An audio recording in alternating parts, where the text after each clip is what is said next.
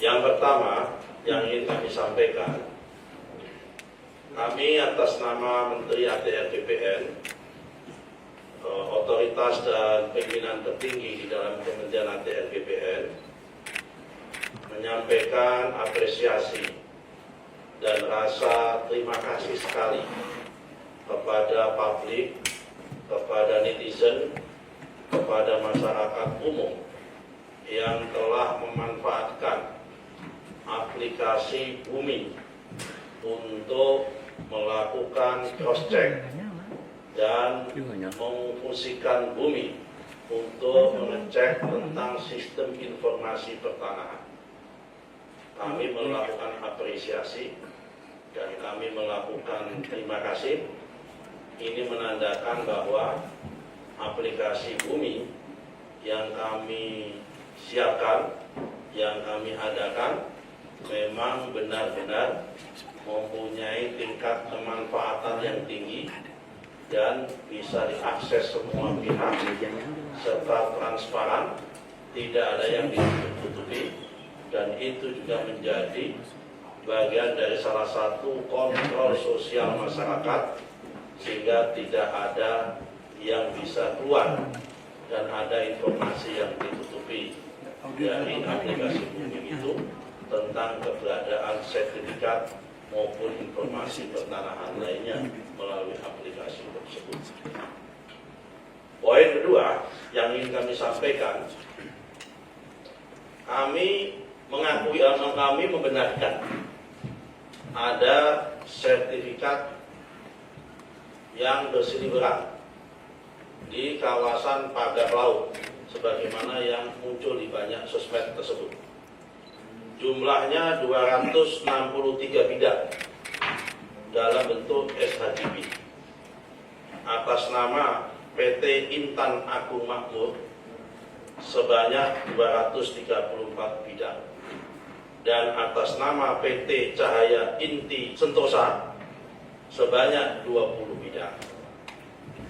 Kemudian atas nama perseorangan sebanyak 9 bidang. Kemudian ada juga SHM, surat hak milik, atas 17 bidang. Jadi berita-berita yang muncul di media maupun di sosmed tentang adanya sertifikat tersebut, setelah kami cek, benar adanya, lokasinya pun benar adanya, sesuai dengan aplikasi Bumi, yaitu ada di Desa Kohot, Kecamatan Pakuaji, Kabupaten Tangerang. Jumlahnya tadi sudah saya sampaikan 263 bidang dalam bentuk SHGB, 234 bidang atas nama PT Intan Agung Makmur, 20 bidang atas nama PT Cahaya Inti Sentosa. Kalau saudara-saudara ingin tanya dari mana, siapa pemilik PT tersebut, silakan cek ke AHU, Administrasi Hukum Umum, untuk ngecek di dalam aktenya. Kemudian yang perorangan sebanyak 9 bidang. Kemudian yang berupa SHM sebanyak 17 bidang. Terhadap poin ketiga, terhadap sertifikat baik itu HGB maupun SHM ini, apa yang akan dilakukan oleh Kementerian ATR BPN? Kami hari ini mengutus dan memerintahkan kepada Pak Dirjen SPPN, Pak Firdu, ini orangnya, untuk melakukan koordinasi dan ngecek dengan Badan Informasi Geospasial mengenai masalah garis pantai yang ada di kawasan Desa Kohot tersebut. Apakah sertifikat bidang tersebut berada di dalam garis pantai atau di luar garis pantai? Karena kita harus cek dan kita pastikan. Karena setelah setelah kami cek dokumennya, di dalam proses pengajuan sertifikat tersebut terdapat dokumen-dokumen yang itu terbit tahun 1982. Karena itu kami perlu cek mana batas pantai tahun 82, mana batas pantai tahun 83, 84, 85 sampai batas pantai tahun 2024 dan sampai sekarang, untuk mengecek keberadaan apakah lokasi yang dimaksud dalam peta bidang tanah yang tertuang di dalam SHGB maupun SHM tanah tersebut berada di bawah di dalam garis pantai atau di luar garis pantai. Itu yang poin 3. Dan kami minta besok sudah ada hasil, karena itu masalah tidak terlalu sulit untuk dilihat. Jadi garis pantainya mana? Kami tidak mau berspekulasi dulu apakah ini dulunya berupa tambak atau berupanya apa. Kami yang punya berhak untuk itu adalah patokannya adalah garis pantai. Kalau itu garis pantai petanya, informasi geospasialnya sudah terbukti, maka nanti semua akan menjadi jelas mana yang ada di wilayah berada di dalam garis pantai dan mana yang ada di luar garis pantai. Poin ketiga, poin keempat, manakala nanti hasil koordinasi dengan BIG terdapat SHGB maupun SHM yang terbukti memang benar-benar berada di luar garis pantai, artinya ya memang itu harusnya Panganut, bukan APL, memang wilayah laut, kemudian di SHGB-kan, disertifikatkan, maka kami tentu akan evaluasi dan tentu akan kami tinjau ulang. Dan kami masih punya kewenangan itu, karena sertifikat ini terbit tahun 2023. Berdasarkan PP, kalau selama sertifikat itu belum usia 5 tahun dan ternyata dalam perjalanan terbukti secara faktual ada cacat material, ada cacat prosedural, dan ada cacat hukum, maka dapat kami batalkan dan dapat kami tinjau ulang tanpa harus proses perintah pengadilan. Tapi kalau sudah usia 5 tahun, maka harus perintah pengadilan.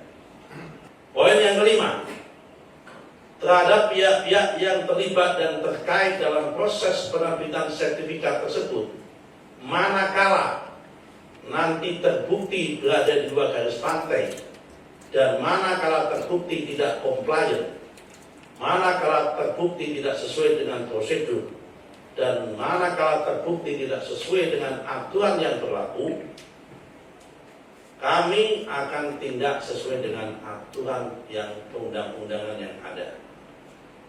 Kira-kira yang terlibat siapa? Yang pertama adalah proses pengukuran, juru ukur. Dan kami sudah cek kepada teman-teman di Kantah di Tangerang menggunakan KJSB,